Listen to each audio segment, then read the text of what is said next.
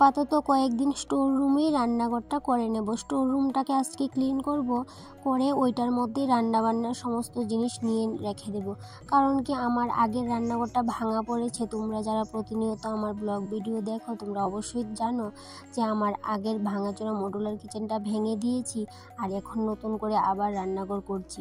তো ওই যতদিন অবধি নতুন রান্নাঘরটা কমপ্লিট না হচ্ছে ততদিন কিন্তু ওই যে স্টোর রুমের মধ্যেই রান্নাঘরটা আমি শিফট করে নেব। আর এই স্টোর রুমটাকে ভালো করে ক্লিন করতে হবে, অতটা নোংরা হয়ে আছে কি বলবো তোমাদের, অনেক কাজ করতে হবে। তাই জন্য কিন্তু এই যে চটজলদি করে আমি বাড়ির সমস্ত কাজ করে নিচ্ছি। কারণ কি স্টোর রুম পরিষ্কার করতে যদি যাই অনেক সময় লাগবে, সেই জন্য কিন্তু আমি বাড়ির সমস্ত কাজ করে নিয়েছি। আর এদিকে অনেক কাপড় চোপড় ধুইতে লাগছে, কারণ পৌষ সংক্রান্তি উপলক্ষে তো আমাদের বাঙালি বাড়িতে অনেক কাজকর্ম থাকে। সেই সমস্ত কাজ বাজ করে তারপরে কিন্তু স্টোর রুমে যাব। তো ওই যে স্টোর রুমটা পরিষ্কার করতে কিন্তু বিকাল হয়ে গেছিলো, কারণ কি বাড়ির সমস্ত কাজ তো গুছিয়ে তারপরে স্টোর রুমে গিয়েছিলাম। এদিকে সকালে অনেক কাপড় চোপড় ধুয়েছিলাম, ওইগুলোও শুকিয়েছে, তো ওইগুলোকে তুলে নিয়েছিলাম। তারপরে যে বাসন কুসন ধুইলাম, রান্নাবান্না সারলাম। তারপরে ছেলে স্কুল থেকে আসলো, ওরও ড্রেস চেঞ্জ করে দিলাম, ওকে খাবার দিলাম। তো সমস্ত কিছু সেরে তারপরে এই যে স্টোর রুমে আসলাম। আর এই স্টোর রুমটা দেখে বুঝতেই পারছো কতটা নোংরা হয়ে আছে। আর এই স্টোর রুমটা পরিষ্কার করতে আমার কতটাই সময় লাগবে। তোমরা তো বুঝতেই পারছো যে অনেক সময় লাগবে এই স্টোর রুমটা পরিষ্কার করতে। আর এদিকে দেখো এই স্টোর রুমের মধ্যে কিন্তু আমরা অনেক জিনিসপত্র রেখেছিলাম। তো ঘরের যাবতীয় জিনিসপত্র টুকিটাকি এই রুমেই থাকতো। যেহেতু এই রুমে কিন্তু আমরা থাকতাম না, তো আলাদা একটা রুম, ওইটার মধ্যে আমাদের যাবতীয় জিনিসপত্র থাকতো। কিন্তু ওই যে সব সময় কিন্তু পরিষ্কার করা হতো না, যেহেতু অন্য রুমে আমরা থাকতাম আর অত কাজের চাপে আর এই যে স্টোর রুমটা পরিষ্কার করা হতো না।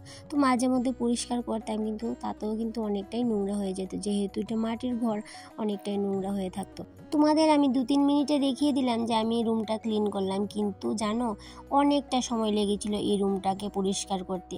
আর এই রুমটার মধ্যে না উলি পোকা এতটা মাটি তুলেছে, আর এই মাটিগুলোকে ফেলতে না আমার 2 দিন লেগেছে। জানো বন্ধুরা, এই মাটিগুলো না অনেক দিন ধরে কিন্তু ভাবছিলাম কেটে ফেলাবো, কিন্তু ওই যে সময় পাচ্ছিলাম না, অন্য কাজ করতে করতে এতটাই ব্যস্ত হয়েছিলাম কিন্তু পারছিলাম না। আর এইদিকে আজকে ভাবলাম যে না, এগুলো সমস্ত কিছু পরিষ্কার করব, নাহলে যেহেতু আমি এটাকে কিচেন রুম বানাবো কয়েকদিনের জন্য, না হলে কি হবে বলো তো, আমি যদি ঠিকভাবে পরিষ্কার না করি তাহলে আমি কিচেনটা কিভাবে এই করে নিয়ে আসবো বলো তো। আর এইদিকে দেখো উলি পোকা কীভাবে মাটি তুলেছে, এর আগেও অনেকবার তুলেছিল, সেগুলোকে না আমি পরিষ্কার করে নিয়েছিলাম, এবার দেখো আবার তুলেছে। তো প্রত্যেক শীতকালে কিন্তু এই যে এই ঘরের মধ্যে এইখানটাই উলি পোকা মাটি তুলে। তো কত পরিষ্কার করবে, যতবার পরিষ্কার করবে তারা যেন আরও রেগে যায়, তো আরও বেশি করে তুলে। তো যাই হোক, আমি 2 দিন নিয়ে কিন্তু সময় নিয়ে এই যে উলি পোকার মাটিগুলোকে পরিষ্কার করে নিয়েছি। তো এবার করে আমি সমস্ত ঘরটা সুন্দর করে মুছে নেব। আর মুছার পর কিন্তু ঘরটা অনেকটাই সুন্দর হয়েছে। এবার কিন্তু আমি এটার মধ্যে কিচেনটা কয়েকদিনের জন্য শিফট করতেই পারি। তো রুমটাকে কিন্তু আমি ঠিকভাবে এই যে সুন্দর করে ক্লিন করে নিয়েছি। তো এখন কি করব বলো তো, রান্নাঘরের সমস্ত জিনিস নিয়ে আসবো, আর তার আগেও কিন্তু আমার কিছু কাজ আছে, ওই কাজগুলো করব, তারপর কিন্তু ওই রান্নাঘরের জিনিসপত্রগুলো এই করে নিয়ে আসবো। তো আজকের ক্লিনিং ভিডিওটা এই পর্যন্তই থাকলো। আবার পরবর্তী ব্লগ অবশ্যই শেয়ার করব যে আমি রান্নাঘরটা কী করে গুছিয়ে নিয়েছি। তো সবাই ভালো থেকো, সুস্থ থেকো, টাটা।